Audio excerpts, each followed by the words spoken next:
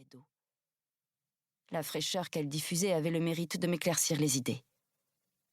J'observais ma petite sœur à distance, la gorge nouée par l'émotion. « Que fais-tu, cachée dans ton coin ?» Je sursautais et manquais de lâcher l'énorme bouquet de roses que je tenais entre mes mains tremblantes. Ma mère, resplendissante dans sa robe azur éthérée, me scrutait. Des anneaux clinquants enserraient ses bras et une multitude de bagues en or décoraient ses doigts. Sa peau noire offrait un contraste saisissant avec ses cheveux blancs décolorés à la mode d'Espérale. Ses joues étaient humides. « Mère, tu pleures ?» Je ne croyais pas l'avoir déjà vue verser une larme, même pendant ma propre cérémonie du premier cycle. Elle renifla et essuya ses pommettes du dos de la main. Je n'y étais pas préparée. Ma petite fleur, bénie par la mère, complétai-je. Elle hocha la tête et tapota ses yeux avec un mouchoir brodé pour éponger le maquillage qui n'avait pas résisté à cet excès d'émotion. Je fus prise d'une soudaine envie de la serrer dans mes bras, mais je me retins. Mère n'était pas du genre tactile et abhorrait les effusions.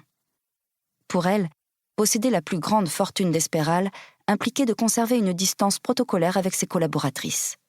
Elle se devait de montrer qui commandait, d'imposer le respect. Seulement, il lui arrivait d'oublier que nous étions ses filles et non des concurrentes de son empire. « Tiens, c'est à toi de le lui remettre. » Elle glissa une bande de tissu rouge dans ma main confectionnée dans une étoffe de qualité. « Dépêche-toi » m'intima mère, qui avait repris son éternelle tempête sec. Il ne s'agirait pas d'arriver en retard à l'acropole. Le soleil brillait encore intensément et nous avions tout notre temps, mais je me gardais bien de la contredire. La cérémonie du premier cycle n'admettait aucun retard. Sans plus attendre, je me frayais un chemin dans la foule de robes colorées, de pantalons en toile de lin et de hauts bariolés. Tante Rina m'aperçut et agita la main. Je fis semblant de ne pas la voir et fonçai dans la direction opposée, mais cette dernière me rattrapa en un instant. Malgré son embonpoint, ma tante était vive comme l'éclair. « Adonna !» Ses ongles incurvés agrippèrent mon bras, me forçant à stopper. « Rina !» répliquai-je sur le même ton enjoué. « Quel plaisir de te voir !» Ses griffes quittèrent ma peau pour se saisir d'un grand éventail. « Très en beauté !» me dit-elle en me scrutant de la tête aux pieds. « Tu dois être tellement heureuse pour ta petite sœur !»« Je suis enchantée. » Et je le pensais. « Toujours le nez dans les études ?» s'enquit-elle avec un sourire entendu. « Toujours, ma tante. » Rina avait le don de s'immiscer dans ma vie privée avec l'indiscrétion d'un paon en parade nuptiale. « Avec tout ce travail, tu n'as pas oublié de t'inscrire au registre de la procréation tout de même. » Je me composais un visage neutre pour masquer ma gêne. Presque toutes les jeunes femmes ayant fêté leur majorité cette année s'étaient inscrites pour avoir la chance de devenir mère le plus tôt possible. Engendrer était un honneur suprême et Rina serait offusquée de me savoir récalcitrante, aussi m'empressai-je de changer de sujet. « Où est ton homme de compagnie ?»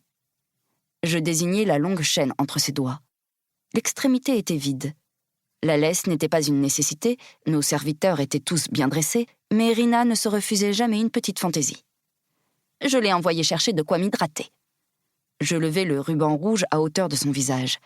Je dois y aller. À plus tard. Pas si vite, Adonna. Je voulais m'entretenir avec toi à propos de... C'est la journée d'achat, la coupai-je. Je dois être près d'elle. Je m'enfuis à vive allure pour rejoindre Acha, à moitié ensevelie sous une montagne de cadeaux. À l'instant où elle m'aperçut, ma petite sœur se jeta dans mes bras. Elle n'avait jamais été si jolie avec ses épaisses tresses enroulées autour du crâne. De lourdes boucles dorées, probablement un de ses présents, pendaient à ses oreilles. Pas trop stressée ? Je m'assis sur le rebord de la fontaine et effleurai la surface de l'eau. Les petites cousines avaient disparu. Sans doute s'amusaient-elles à jouer à cache-cache. Avec tous ses murets tarabiscotés, ses sculptures en marbre et sa végétation luxuriante, la cour intérieure constituait le parfait terrain de jeu. « Je suis la première de mon niveau à recevoir la bénédiction », rappela-t-elle, non sans fierté. « Je ne connaîtrai aucune des autres filles. La cérémonie du premier cycle s'achèvera si vite que tu n'auras pas le temps de te ronger les seins.